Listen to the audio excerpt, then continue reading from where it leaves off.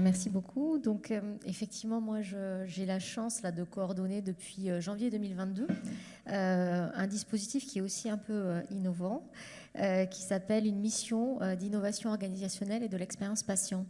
Donc, pour nous, c'est une façon d'aborder la question de l'intégration des patients dans nos projets de manière un peu originale. Donc, je vais vous expliquer en 3 mots. On est en fait une structure d'appui. On est 3.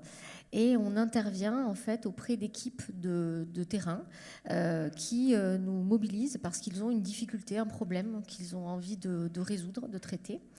Et donc, ils vont formuler cette problématique pour essayer, par exemple, d'améliorer un parcours, de répondre à un besoin autour de l'accueil et de l'orientation de leurs patients, de traiter une accélération du parcours AVC pour être plus efficient, etc. Et donc, on va essayer, nous, d'intervenir en ayant un regard un peu tiers, on va dire, sur la problématique. Et on va utiliser souvent beaucoup de méthodologies issues des sciences humaines et sociales pour observer, être présent à leur côté, entendre, écouter, réaliser des entretiens, des visites commentées. Et on va le faire avec l'ensemble des parties prenantes qui sont confrontées à la problématique qui nous est exposée. Donc à la fois les professionnels de terrain, qu'ils soient médecins, infirmiers, aides-soignants ou secrétaires, et les patients qui sont eux aussi confrontés à ce sujet-là. Donc on va mobiliser les patients de différentes manières dans les projets aux côtés des professionnels de santé pour arriver à cette compréhension et parfois cette reformulation d'ailleurs du problème de départ. Parce que ce qui est quand même très intéressant, c'est que quand on travaille de cette manière-là, en intégrant ce regard patient complémentaire, qui n'est pas forcément toujours ce qu'on fait quand on mène des projets à l'hôpital, eh ben, ça nous amène parfois à reformuler le problème un peu différemment et du coup aussi à imaginer des solutions qui ne sont pas tout à fait celles auxquelles on aurait pensé en première intention. Et ça, c'est quand même assez génial parce qu'il sort de ce travail de problématisation puis de conception, puisque le sujet, au-delà de définir la problématique, c'est de co-concevoir ensemble des solutions qui peuvent répondre aux problèmes qu'on a identifiés collectivement. Donc il sort des solutions qui sont parfois innovantes, qui sont parfois simples aussi, qui sont souvent plurielles en fait. On se rend compte que résoudre un problème, c'est parfois effectivement des problématiques de ressources, mais pas que. C'est parfois des problématiques d'information, c'est parfois des problématiques d'orientation. Enfin, c'est assez pluriel. Et ce qui est très riche aussi, c'est qu'on va essayer dans un dispositif d'essai-erreur, d'itération, d'expérimentation très low-tech, de voir comment les solutions qu'on a imaginées ensemble peuvent s'implémenter.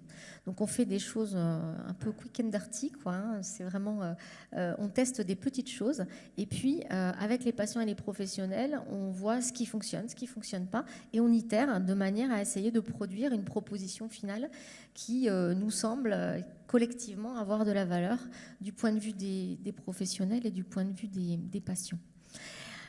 Dans notre stratégie au sein de la mission que j'anime, donc on a cette dimension d'appui terrain qui est très concret, quoi, très, très frugal aussi.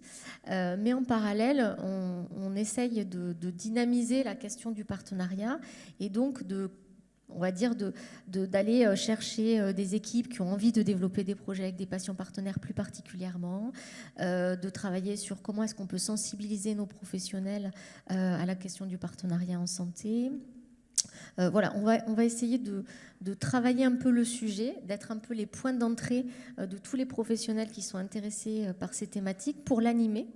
Et d'un point de vue plus politique, en fait, on est en train de construire notre projet d'établissement avec à l'intérieur une brique qui est le projet du partenariat et dans laquelle, en fait, notre volonté, c'est de dire que le partenariat, il a tout un tas de formes.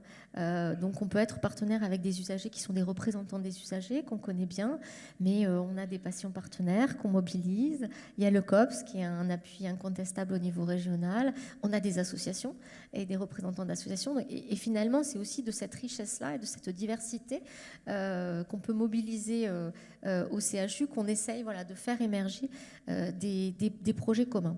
Donc, pour conclure, voilà, je voulais vous parler de cette expérimentation qui est un peu très, très terrain, très pragmatique, mais dont on sort en fait quelques partis pris assez forts, qui est de dire que pour nous, travailler sur le partenariat en santé, c'est directement corrélé à l'amélioration de l'expérience à la fois des usagers et des professionnels de santé. Que l'enjeu, c'est justement de ne pas opposer l'expérience des professionnels et celle des patients, parce qu'en fait, il y a une forme de symétrie des attentions. Si vous dégradez l'expérience des uns, vous dégradez nécessairement celle des autres, ou à peu près. Donc, c'est très important d'arriver à avancer ensemble pour améliorer l'expérience globale. Et puis, pour reparler de la question du sens, finalement, dans les travaux qu'on anime et dans les temps collectifs qu'on propose, on se rend compte qu'on permet aussi aux équipes de soins de se reconnecter avec le besoin des patients. Et malgré tout, il nous semble qu'il y a là un sujet, quoi. Se reconnecter aux besoins des patients quand on est soignant, c'est aussi replonger au cœur de l'engagement, de ce pourquoi on a choisi ce job. Et ça, il nous semble que c'est une voie pour vraiment redonner du sens dans la pratique du quotidien. Merci, effectivement.